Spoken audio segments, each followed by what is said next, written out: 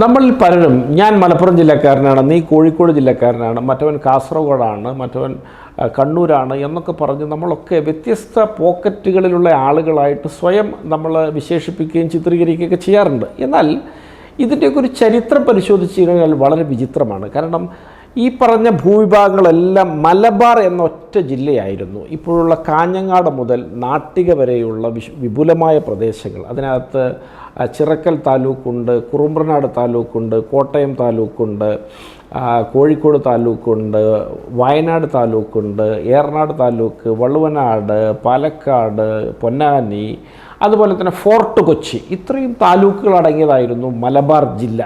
Fort Kochi taluk 5 kilometre square kilometre ചതുരശ്ര kilometre വിസ്തൃതിയുള്ള ഈ മലബാർ ജില്ലയിലെ ഒരു താലൂക്കായിരുന്നു. എത്ര പേർക്ക് ഇന്നതറിയാം? ഫോർട്ട് കൊച്ചിയും ഈ പറഞ്ഞ മലപ്പുറവും കോഴിക്കോടും ഒക്കെ 160ഓളം കൊല്ലക്കാലം ഒരു ജില്ലയിൽ പെട്ട പ്രദേശങ്ങളായിരുന്നു എന്നുള്ളതാണ് വസ്തുത.